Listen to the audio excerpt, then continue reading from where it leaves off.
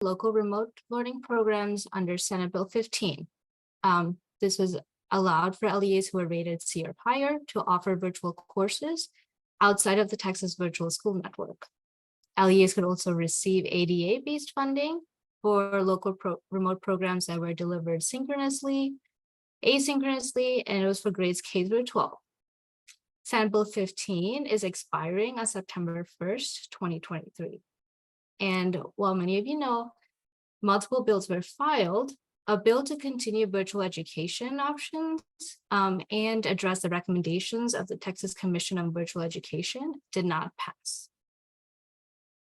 So that brings us to where we are today, which is the governor had made an announcement on June 12th, which directs the commissioner to waive specific requirements for LEAs to continue offering virtual options for the grade levels that they were serving this school year for the next 2 school years.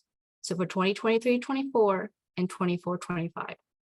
And these opportunities are under existing statute regarding the Texas Virtual School Network.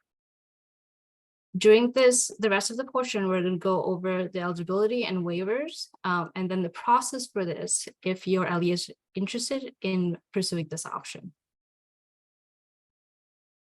Good afternoon, everybody. My name is Eric Fredrickson. I'm the statewide virtual program coordinator, and I manage the Texas Virtual School Network. And so we're going to talk about requirements for LEAs in order to participate in this opportunity.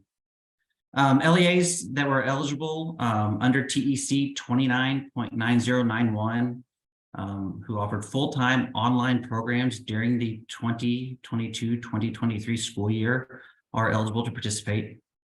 Also, TEA virtual accelerator participants in the 22-23 school year, as well as LEAs, and those LEAs must be rated as C or higher, and the LEAs must have an accredited status. So requirements of the program is these LEAs that participate, they must sign up to be a full-time TxVSN online school this summer. And we're going to talk through those requirements and sort of those next steps as we go through here. It requires the school to operate with a separate CDCN, as well as funding will be provided through the TxVSN's completion-based funding model. And the waiver will allow funding under the TxVSN formula for students enrolled in grades kindergarten through 12th grade. And so as we continue on, we're going to move into talking about the waivers right now.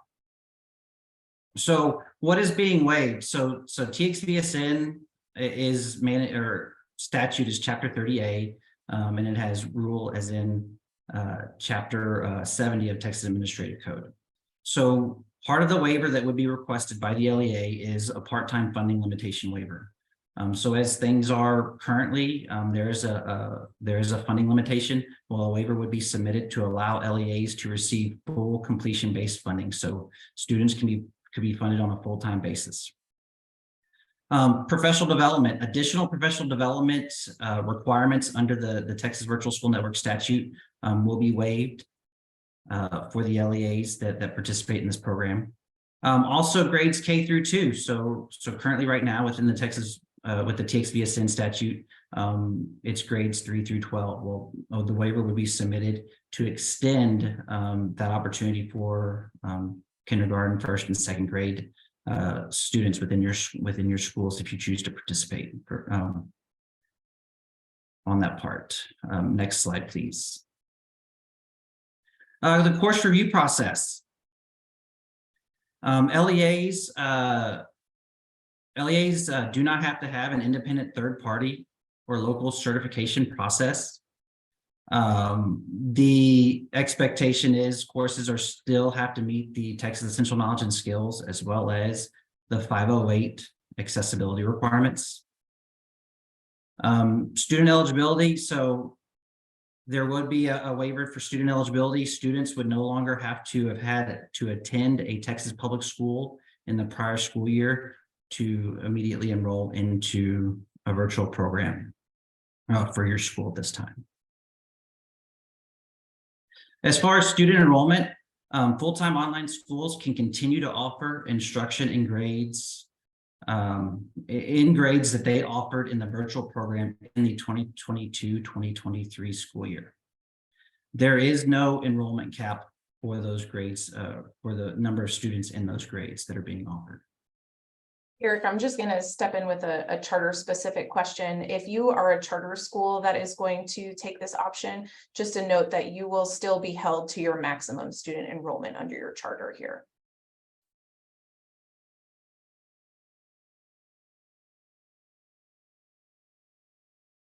So as far as the student eligibility, so what students are eligible?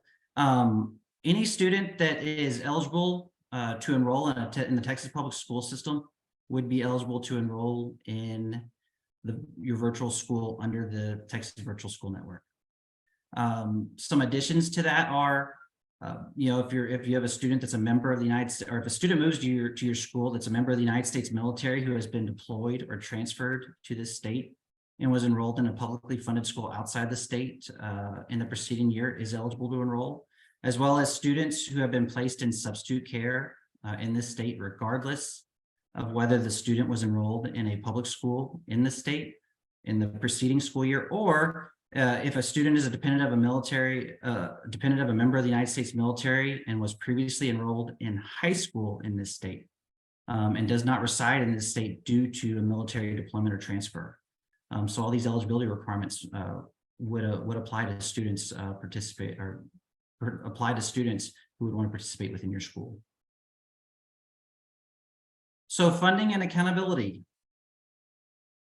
So for student funding in elementary grades, the full-time online school must be recognized as a TxVSN campus to receive funding. Students do not need to be on a physical campus to earn funding. As far as the particular funding flows to the LEAs based on estimates during the school year. And then at the end of the school year, ADA eligibility status for each semester is based on whether the student successfully completed the TxVSN online semester courses in which the student was enrolled. A student must successfully complete the grade level. They must demonstrate academic proficiency in the TEKS and passing grades, promotion to the next grade. As far as funding for the secondary level, again, full-time online school must be recognized as a TxVSN campus to receive funding. Students do not need to be on the physical campus to earn funding. A student is considered to be scheduled for and receives 60 minutes of daily classroom time for the purpose of the 2 through 4 hour rule that applies to funding. No more than 4 total semester courses may be used to determine a student's ADA eligibility in a semester. So there's a maximum of 8 semester courses in a year. Again, the funding, just like with the elementary funding, the funding will flow to the LEA based on estimates during the school year. And then at the end of the school year, ADA eligibility status for each semester is based on whether the student successfully completed the TxVSN online semester courses in which the student was enrolled. And they demonstrated academic proficiency of the TEKS with a passing grade to earn credit. A passing grade is equivalent to a 70 on a 100-point scale. And then successful completion for 2 courses qualifies the student for half-day funding, and 4 or more courses in a semester qualifies the student for full-day funding. And then as far as coding students within the Texas Virtual School Network schools, students, and this applies for all grades here. So students enrolled in a full-time online school for the elementary grades is considered to receiving funding for 4 or more, or receive funding for 4 or more hours each day. A student enrolled in 4 or more full-time online secondary courses is considered to be in attendance for each day of instruction in the reporting period. And so in both of these cases, the ADA eligibility code to report is the one eligible for full day attendance.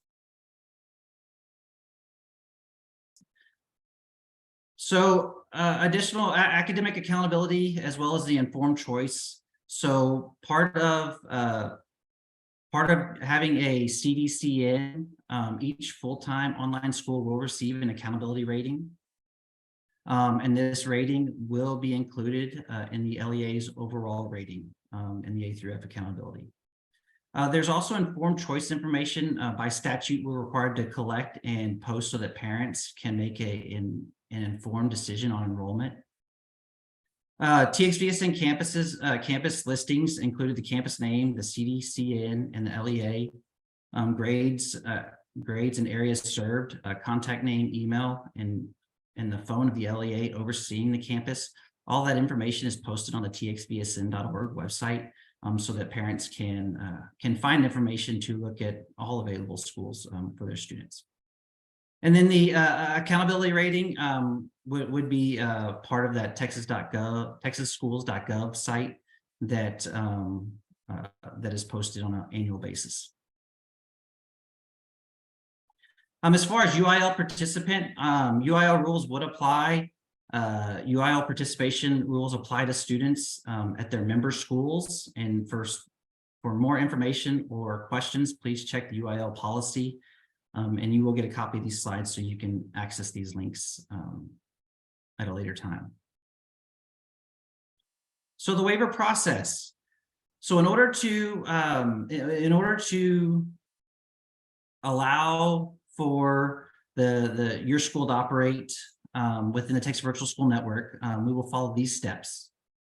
First, to submit a waiver in the TEAL waiver system, you must obtain board approval to operate a TxVSN full-time online school.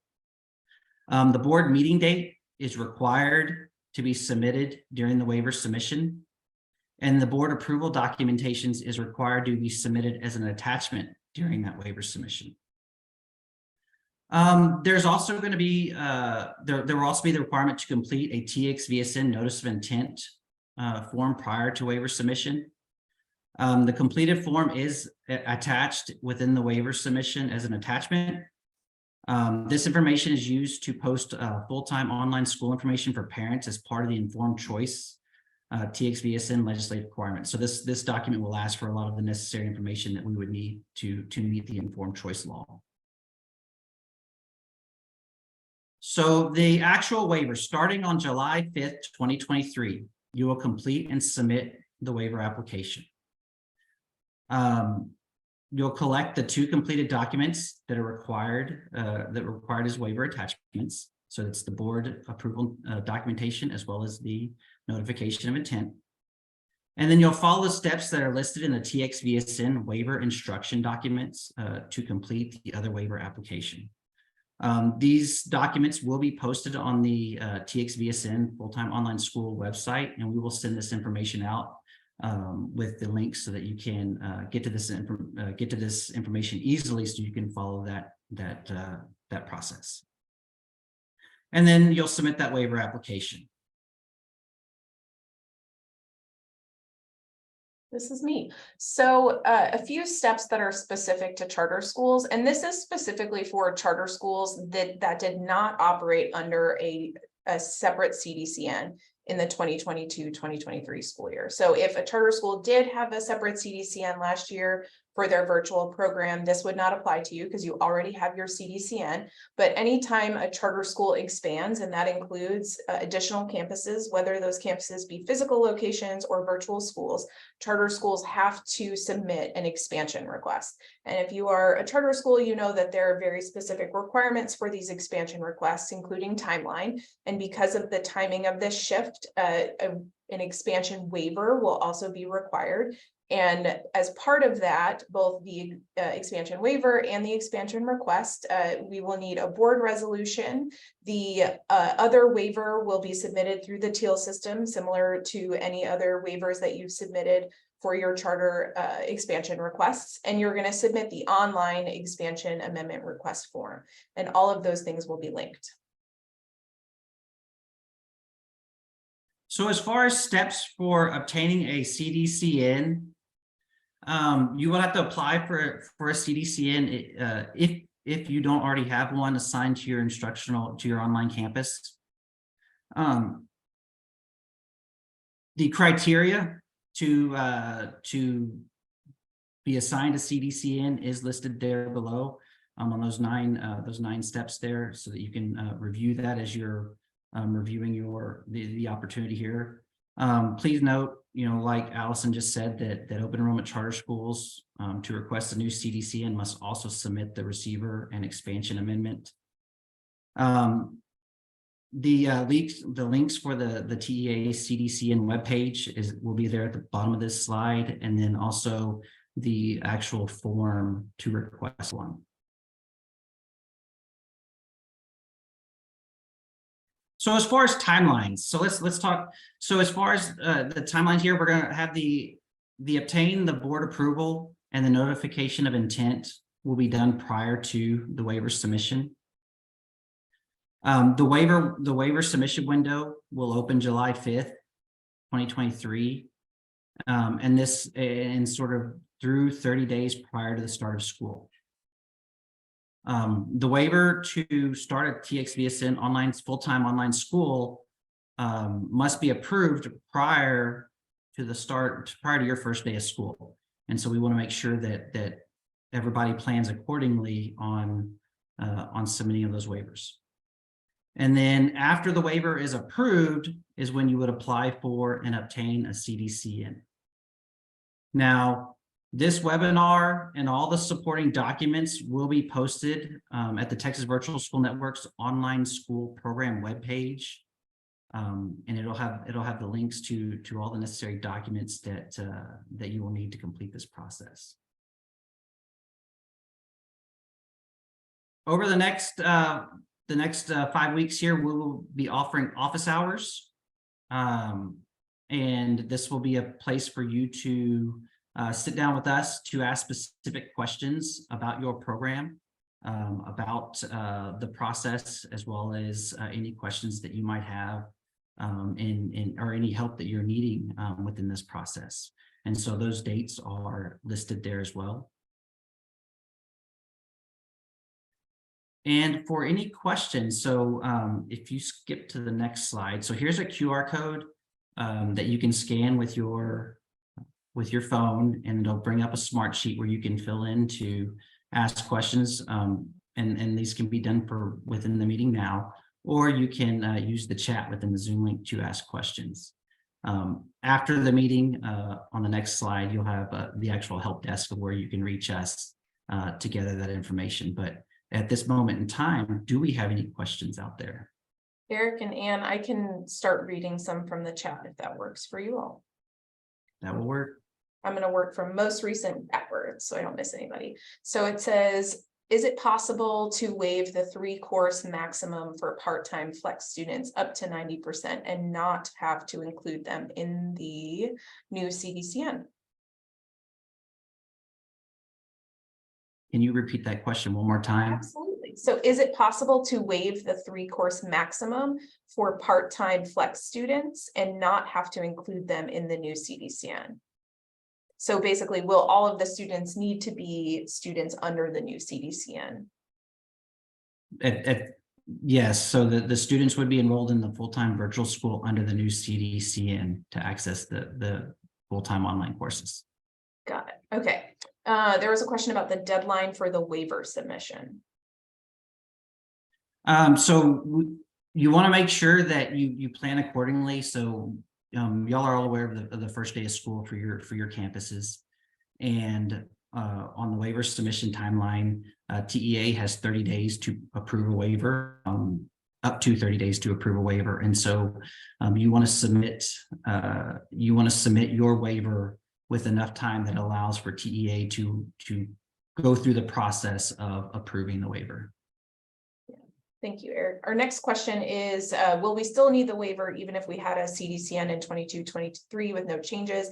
The answer to that one, I'm happy to give you a break, Eric, is yes, you do need the waiver, because the waiver is for other elements, not the CDCN in particular. So it's the funding piece, it's the number of courses piece, it's the student piece. So all of those pieces are wrapped up into the waiver. The part that you wouldn't have to do is you wouldn't have to apply for a CDCN because you already have that. Next one, just wanted to clarify the proposed criteria in bills are all null and we can operate as we did in 22-23. That's correct. So with the submission of the waivers, your full-time school could operate as it did in 22-23. Yep. Next question was, will the LEA receive retroactive funding if the student returns to a traditional school mid-semester from a virtual school? So students within the Texas Virtual School Network are funded based on the completion-based funding. So it sounds like the answer then would be no, because they wouldn't have completed. Is that correct, Eric? Correct. Okay. Next question is, are we keeping our current CDCN number or a new number will be assigned? So if you had a CDCN number that you were operating your virtual program out of, that is the number that you will keep for that campus. The next one, I will take this charter question. Can you verify if the enrollment limit for charter schools remains at 10%? It does not. The limit that the a charter school is still held to is your maximum student enrollment. So if we'll just make the math easy. If your maximum student enrollment is 100 students and your brick and mortar population is 90, so you would not be able to enroll more than 10 students because your maximum charter enrollment is 100 students. So if you're, scale that up, if your maximum student enrollment is 15,000, that's the total of virtual and in-person students that you would be able to have as a charter school. The next question looks like it is verifying that we cannot add additional grade levels to our program. That is correct. So you are allowed to operate, if your waiver is approved, the grade levels that your virtual program operated in 22-23. So this is not to expand your current program, this is just to maintain. Next question, if an LEA was running a Senate Bill 15 program as a school within a school, then that is not allowed anymore, correct? They would need to move that to a new CDCN. That is correct. It needs to be its own campus number. A follow-up to that, can the new CDCN have all of the grades combined, K through 12, or do you need separate based on grade spans? It can be one CDCN for all grade levels that you're going to continue to offer. Next one, if you operated a full-time program during the 21-22 school year, but not the 22-23, are you still eligible to participate? So with the guidance that Governor Abbott provided us, it was for LEAs that had programs during the 22-23 school year. The next one is eligibility to participate depending on your accountability type. So can our alternative accountability schools participate?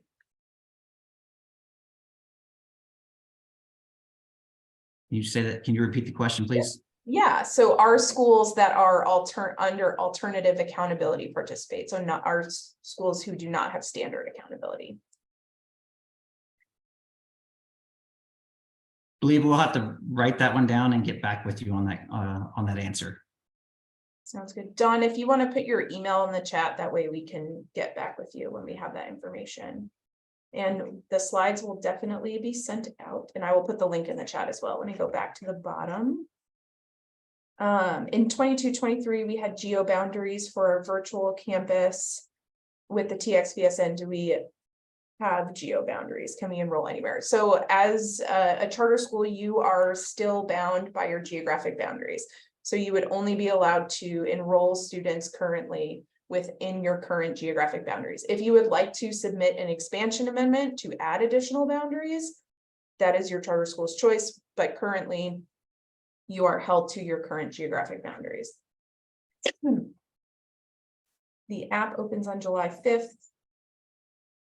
30 days prior to the start of school needs to be submitted, and the next special session board is July 27th.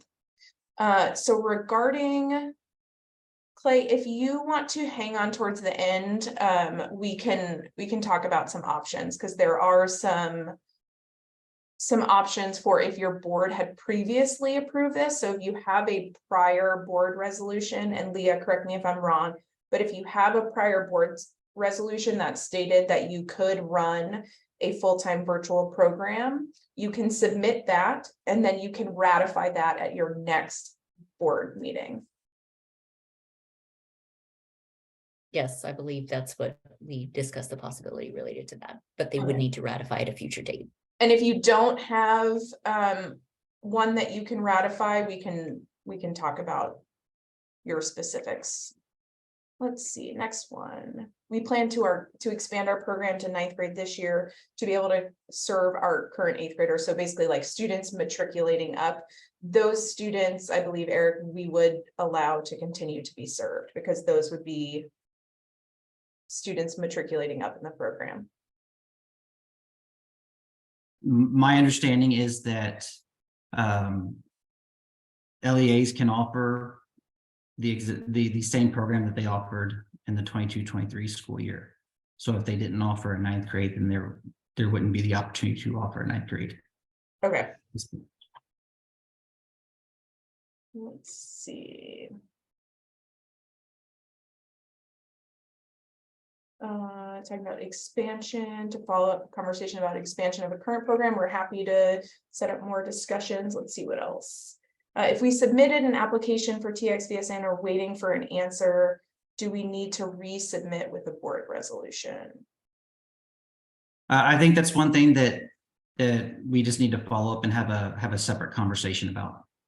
Sounds good. I think I got everyone's questions. If I did not, feel free to flag them for me.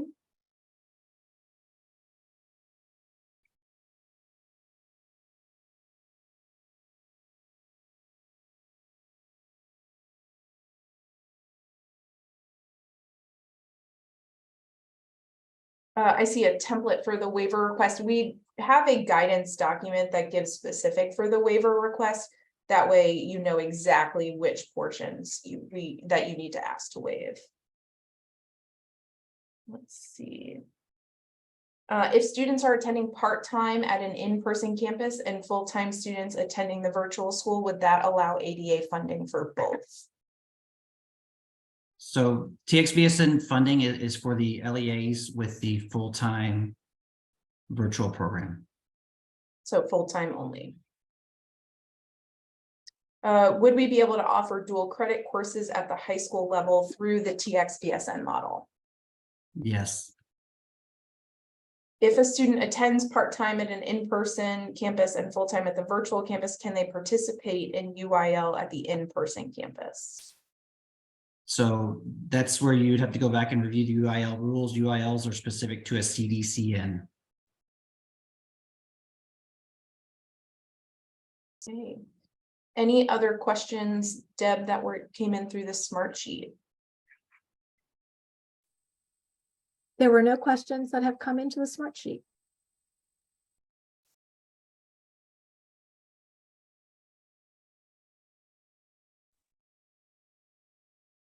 A question about submitting courses. Do they need to submit the courses? So for LEAs enrolling in this program, there are part of the course waiver or part of the waiver being submitted will waive the course approval process or the third-party certification or the local certification. So there won't be any courses submitted through this opportunity. Another question regarding if a student enrolls in October or kind of any point mid-year, will you receive completion-based funding if they finish the rest of the year? If the student finishes the courses within the semester, they receive completion-based funding, yes. And then do we have any additional guidance on how to manage CTE funding through TxVSN? So CTE funding is LEAs are eligible to receive CTE funding through the TxVSN. So it's part of how you code the courses within your PM submission. Next question is consideration being given to an accelerator opportunity that's going to be available again? Otherwise, those of us who are trying to grow a virtual program are left out of opportunities to serve students.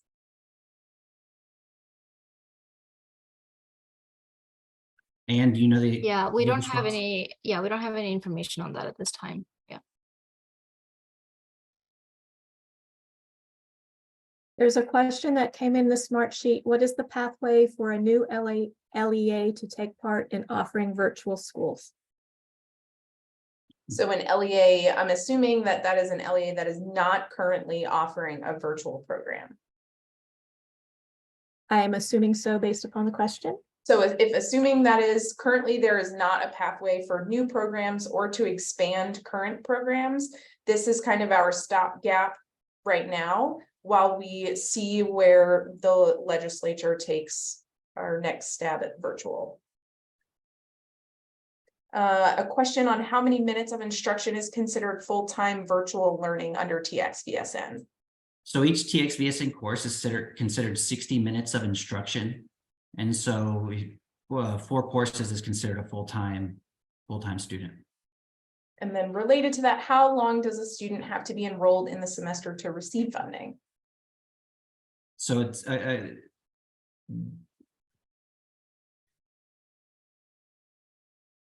I'll probably have to get back to you with the answer on that question. If you could give us your information, we'll follow up. So, okay, let me. Thank you, Justin. Saw your email. Okay, so the link to the slides is in the chat, so everyone has that. Just a reminder that you can submit questions to the TxVSN help desk. You can also email any of us that are here on this call. We are also going to have those office hours Thursdays at 11 a.m. We will hang out here for the next couple of minutes if anyone has other questions, but feel free. We are happy to help you walk through this process. We want to make sure that it is easy for you all to submit as possible. So we are here to help.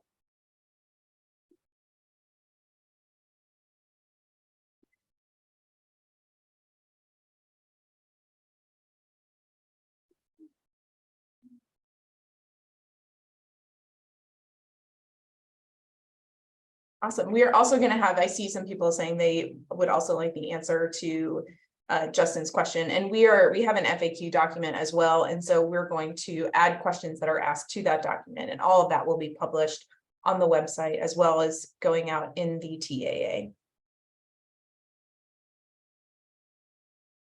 Justin, when you say flex students, are you talking about students that are not full-time virtual? There might be like hybrid, sometime in person, sometimes virtual. Got it. Yes. So these are for full-time students only.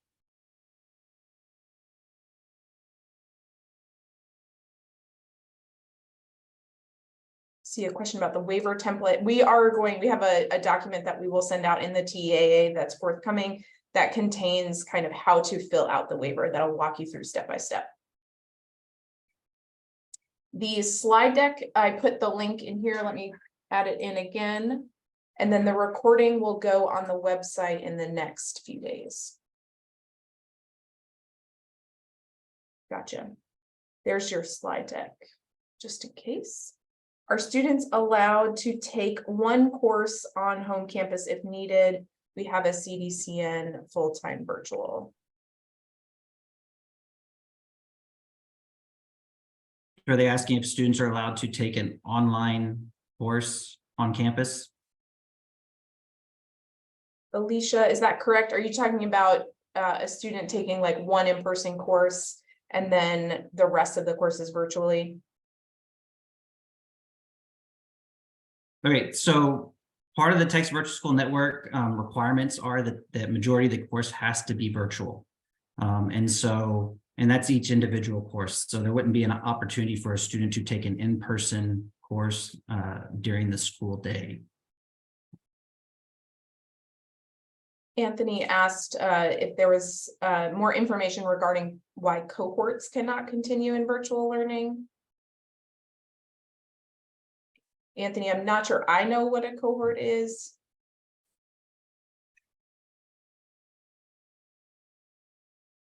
Allison, this goes back to program expansion. Got it. So if they started in 8th grade, then we're stopping it at 9th grade because of the existing program conversation from the governor's office. Got it. And we can get more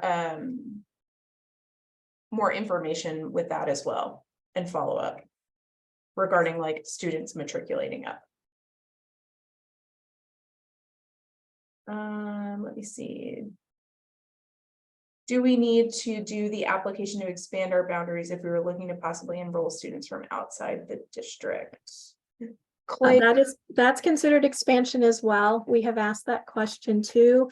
If you serve locally, you remain local for the programs that were grandfathered in the last legislative cycle as a statewide school. You can remain a statewide school, but local programs cannot suddenly expand their boundaries. This truly is, as it was expressed earlier, a stopgap measure to continue the programs that were conducted last year. okay, a question about charter law regarding teacher certification. So that all charter laws will apply to charters in the same way that they apply now. So they'll be required to have bachelor's degrees, but your charter will determine if they need anything beyond that. A link to the office hours. It is in the slide deck that I put in the chat, but if you do not see that, let me know and I can drop that in the chat as well. And Anthony, I see your question about growing your program. I will definitely follow up with you regarding that.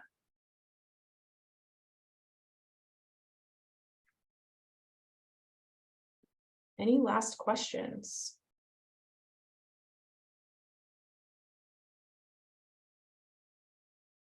Let's see, if our CDCN is K-12, but only operated certain grades in 22-23, can we still offer K-12 or stick to current grades?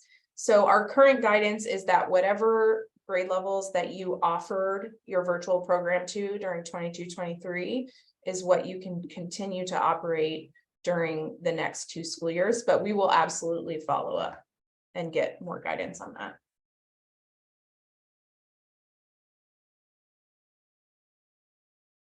Can we create our own waiver document?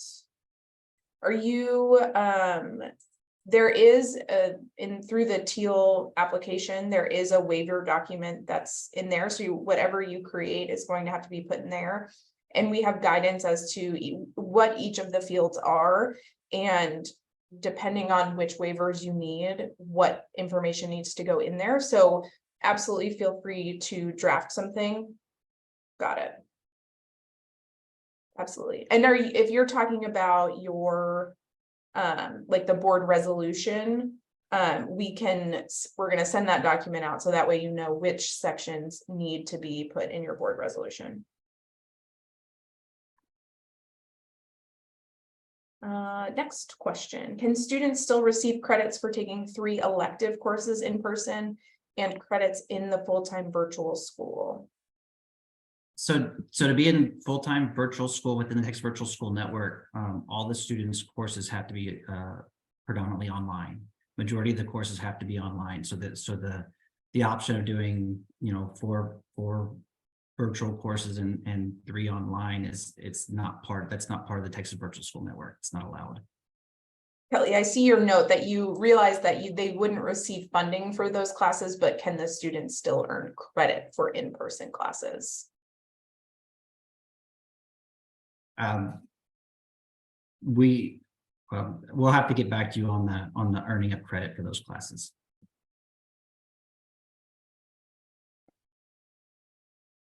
Let's see, if students need to take 1 course face-to-face, but are still full-time virtual students, are they able to operate that way and just not receive the funding waivers? That is the same question. We're going to have to get back on a response. So this is from Harmony. Your adopted eligibility criteria for your virtual campus. Can we still have that eligibility criteria or should we modify it? Eric, correct me if I'm wrong. I think schools can have different eligibility criteria, but they're just not required to. So the eligibility criteria is what's in statute 30A. As far as making it more restrictive, that's not it's not allowed.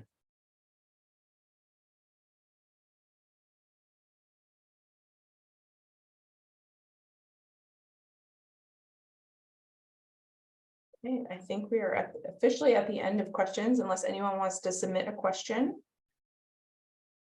I will drop the link to the slides in the chat one more time. That also has the link to the office hours. It also has our contact information.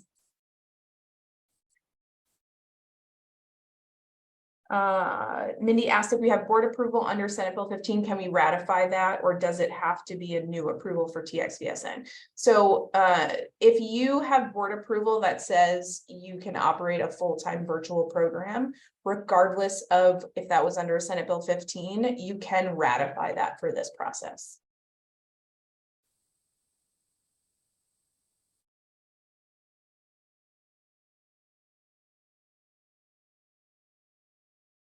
So Deb, any last questions in the smart sheet?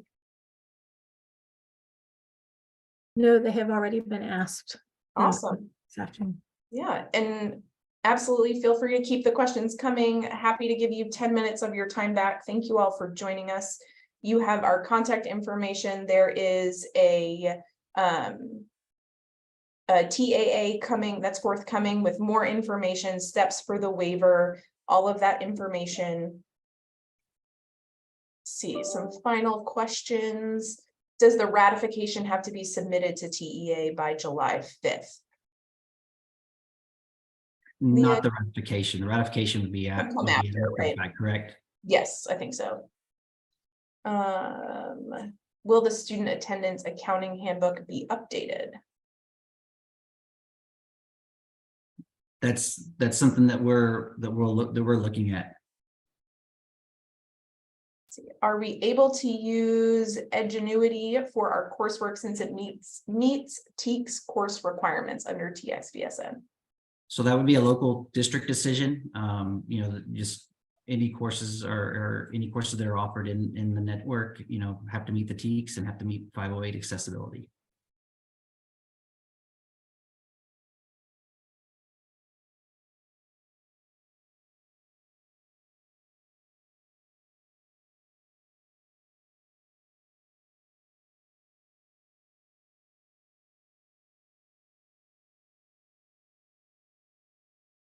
Awesome. If we said that we would get back to you, we have recorded your question and your email address as you put it in the chat. So we will make sure to address that. We hope that everyone has a great afternoon. Feel free to reach out with additional questions that we know you all will have, and we will gather those answers. Can you expand on the course network that you just mentioned? Expand on the course network. Maybe the course requirements. Diana, is that what you were talking about? So the course requirements for the TxVSN course is it has to be it has to be online. Majority of it has to be online. It has to meet the TEKS for the subject and grade level that's being taught, and then it also has to meet the 508 accessibility guidelines.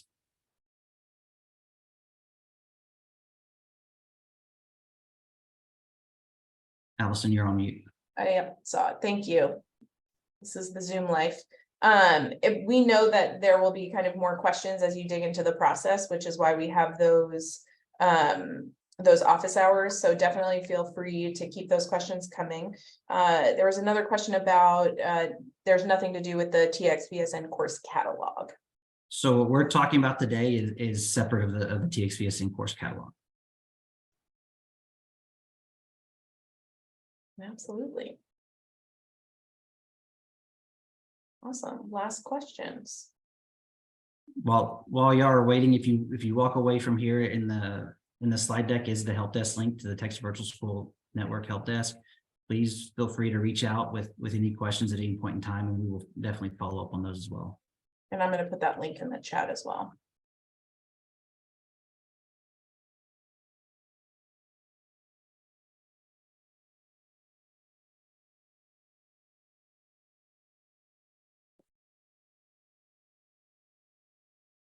Okay, I will close this out. Thank you all so much. Thank you for your time.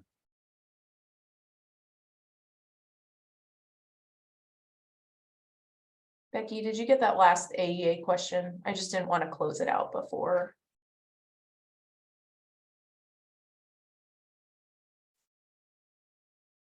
I've grabbed it, thank you. Yeah, of course. Desiree, I see your question about the waiver template. We're hoping that it's definitely just a few days before we get that out. It will be well before July 5th.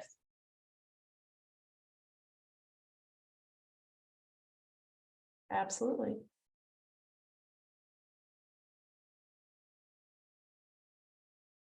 Awesome. Okay, I'm gonna close this out.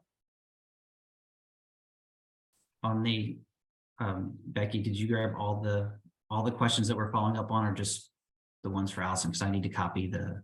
I have recorded all of our questions